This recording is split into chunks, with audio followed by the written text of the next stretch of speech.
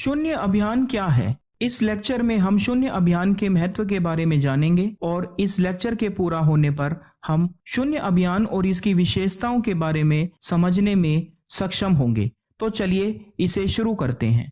शून्य अभियान भारत का शून्य प्रदूषण ई गतिशीलता एक उपभोक्ता जागरूकता अभियान है जो इलेक्ट्रिक व्हीकल्स के पर्यावरण, स्वास्थ्य और आर्थिक लाभों के बारे में उपभोक्ताओं को प्रोत्साहित कर रहा है। शून्य अभियान शहरी राइड हेलिंग एवं वितरण के लिए इलेक्ट्रिक वाहनों को अपनाने में तेजी ला रहा है और पूरे भारत में वायु प्रदूषण को कम करने के लिए एक सफल प्रयास कर रहा है।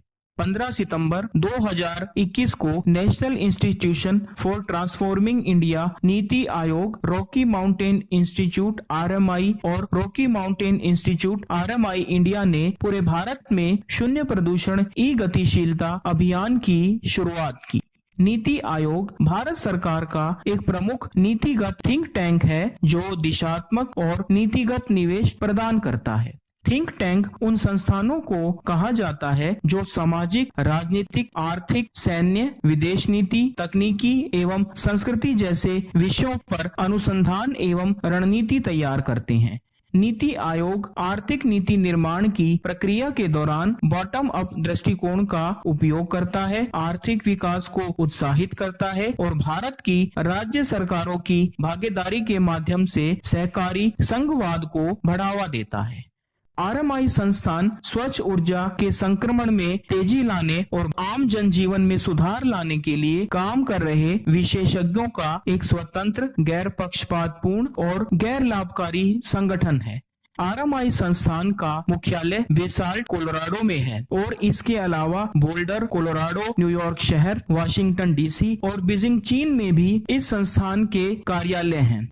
RMI संस्थान को प्रायोगिक भौतिक विज्ञानी एमोरी लोविंस द्वारा स्थापित किया गया और वर्तमान में जूल्स कार्टेनहास्ट इस संस्थान का नेतृत्व कर रहे हैं। वर्ष 1982 के बाद से RMI संस्थान 1.5 डिग्री सेल्सियस भविष्य के साथ संरेखित करने के लिए बाजार संचालित समाधानों के माध्यम से वैश्विक ऊर्जा प्रणालियों के परिवर्तन के लिए तेजी से काम कर रहा है और हम सभी के लिए एक स्वच्छ, समृद्ध और शून्य कार्बन भविष्य सुरक्षित कर रहा है। RMI इंडिया संस्थान एक स्वतंत्र थिंक एंड डू टैंक है जो भारत के स्वच्छ ऊर्जा संक्रमण कार्यक्रम का समर्थन करने के लिए विविध हितधारकों के साथ मिलकर काम करता है। RMI इंडिया संस्थान का मुख्यालय नई दिल्ली में स्थित है। वर्ष 2019 से RMI इंडिया संस्थान बाजार आधारित समाधानों को अपनाने में तेजी लाने के लिए व्यवसायों, समुदायों, संस्थानों और उद्यमियों को संगठित कर रहा है जो कि लागत प्रभावी रूप से जीवाश्म ईंधन से दक्षता और नवीकरणीय ऊर्जा में बदलाव ला रहे हैं। संस्कृत भाषा में शून्य शब्द कुछ नहीं और अनंत संभावना को दर्शाता है। यह शून्यता का मूल शब्द भी है। भारत के महान गणितज्ञ और ज्योतिषी आर्यभट्ट ने सबसे पहले शून्य का प्रयोग किया। उन्होंने किसी भी अन्य संख्या की तरह गणितीय गणना में शून्य का उपयोग किया और शून्य के साथ गणना के निश्चित गुण और नियम भी विकसित किए। भारतीय इलेक्ट्रिक व्हीकल्स बाजार एक संरचनात्मक परिवर्तन की ओर देख रहा है और कनेक्टेड, स्वायत्त, साझा गतिशीलता की ओर बढ़ रहा है। भारत के प्रधानमंत्री नरेंद्र मोदी कहते हैं कि भारत में इलेक्ट्रिक व्हीकल्स एक मौन क्रांति लाने का काम कर रहा है। भारत में इलेक्ट्रिक व्हीकल के चार्जिंग इंफ्रास्ट्रक्चर को बढ़ाने के लिए कई बड़े कदम उठाए हैं। आने वाले समय में भारत में इलेक्ट्रिक वाहनों का भविष्य सुरक्षित है। नीति आयोग की प्रेस विज्ञप्ति के अनुसार भारत में शहरी मालवाहक वाहन माल ढुलाई से संबंधित कार्बन डाइऑक्साइड उत्सर्जन का लगभग 10% हिस्सा है और इन उत्सर्जन में वर्ष 2030 तक 114% की वृद्धि होने की उम्मीद है। अमिताभ कांत G20 शेरपा, पूर्व मुख्य कार्यकारी अधिकारी, नीति आयोग, कहते हैं कि शून्य अभियान एक अवसर के रूप में वैश्विक बाजार को बदलने और वर्ष 2030 तक भारतीय सड़कों पर 11 मिलियन से अधिक इलेक्ट्रिक व्हीकल्स उतारने जा रहा है। RMI इंडिया की प्रबंध निदेशक अक्षिमा घाटे कहती हैं कि शून्य अभियान एक राष्ट्रीय जन जागरूकता अभियान के रूप में इलेक्ट्रिक व्हीकल्स को अपनाने की प्रक्रिया में तेजी लाने में मदद करेगा। भारत स्वच्छ परिवहन क्रांति की दिशा में 100% विद्युतीकरण के लिए शून्य अभियान को एक भरोसेमंद और स्केलेबल रोड मैप बनाकर एक वैश्विक उदाहरण स्थापित कर सकता है। Electric vehicles internal combustion vehicles की तुलना में टेल पाइप पर कणिकीय पदार्थ पार्टिकुलेट मैटर या PM अथवा नाइट्रोजन ऑक्साइड का उत्सर्जन नहीं करते हैं। इलेक्ट्रिक व्हीकल्स 60% कम कार्बन डाइऑक्साइड छोड़ते हैं तथा उनका परिचालन लागत 75% कम होता है।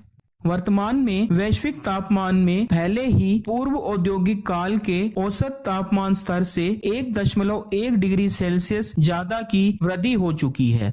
विश्व मौसम विज्ञान संगठन WMO द्वारा जारी report the global annual to decadal climate update के अनुसार अगले 5 वर्षों में वैश्विक तापमान में 1.5 डिग्री सेल्सियस की वृद्धि हो जाएगी, जो कि पेरिस समझौते के 1.5 डिग्री सेल्सियस पर पहुंचने से केवल 0.4 डिग्री सेल्सियस दूर है। पेरिस समझौता इस सदी में वैश्विक तापमान वृद्धि को 2 डिग्री सेल्सियस तक सीमित करने एवं वैश्विक ग्रीन हाउस गैस उत्सर्जन को कम करने के लिए सभी देशों को मार्गदर्शन प्रदान कर दीर्घकालिक लक्ष्य निर्धारित करता है और इसके साथ ही आगे चलकर तापमान वृद्धि को 1.5 डिग्री सेल्सियस रखने का लक्ष्य निर्धारित किया गया है। यह उम्मीद की जाती है कि यदि भारत की सभी प्रमुख ई-कॉमर्स कंपनियां जैसे खाद्य एवं रसद वितरण कंपनियां, सवारी सेवा प्रदाता कंपनियां शून्य प्रदूषण शून्य वाहनों का इस्तेमाल करते हैं तो वर्ष 2035 तक 1.2 गीगाटन कार्बन डाइऑक्साइड गैस उत्सर्जन, 230 किलो टन कणिकीय पदार्थ पार्टिकुलेट मैटर या PM और 60 लाख करोड़ रुपए के ईंधन खर्च से बचा जा सकता है। शून्य अभियान कॉरपोरेट्स के साथ साथ उपभोक्ताओं को शहरी माल ढुलाई एवं गतिशीलता समाधानों से प्रदूषण मुक्त करने के लिए अपनी निर्णायक भूमिका निभाने के लिए प्रोत्साहित कर रहा है। शून्य प्रदूषण ई गतिशीलता अभियान को बढ़ावा देने के लिए 5 सितंबर 2022 तक शून्य अभियान कार्यक्रम में 130 से ज्यादा कॉरपोरेट भागीदार हैं, जैसे विभिन्न ई-कॉमर्स कंपनियां, खाद्य एवं रसद वितरण कंपनियां, सवारी सेवा प्रदाता कंपनियां, विनिर्माण पारिस्थितिक तंत्र, वाहन निर्माता कंपनियां, फ्लीट एग्रीगेटर और चार्जिंग इंफ्रास्ट्रक्चर प्रदाता कंपनियां। अभी हाल ही में 14 सितंबर 2022 को नीति आयोग ने शून्य प्रदूषण ई गतिशीलता अभियान की पहली वर्षगांठ मनाने के लिए नई दिल्ली में एक दिवसीय मंच का आयोजन किया। इस एक दिवसीय समारोह के दौरान नीति आयोग के प्रमुख कार्यकारी अधिकारी परमेश्वरन अय्यर ने कहा, शून्य अभियान में हरित गतिशीलता के लक्ष्य की दिशा में सभी क्षेत्रों से भागीदारी को बढ़ावा देने की क्षमता है। मैं आशा करता हूं आपको मेरा यह लेक्चर जरूर पसंद आया होगा। मैं आपको अपने सर्वोत्तम ज्ञान के अनुसार आपका समर्थन सहयोग करना चाहता हूं। कृपया अपनी प्रतिक्रियाएं और सुझाव मुझे भेजते रहें। वे मुझे आपको आपकी आवश्यकताओं के अनुरूप गुणवत्तापूर्ण शिक्षण सामग्री प्रदान करने में मेरी सहायता करते हैं। अपने तरह तरह के सुझाव मुझसे साझा करने के लिए एक बार फिर आप सबका बहुत बहुत धन्यवाद। आप स्वस्थ रहें, सीखते रहें और आगे बढ़ते रहें।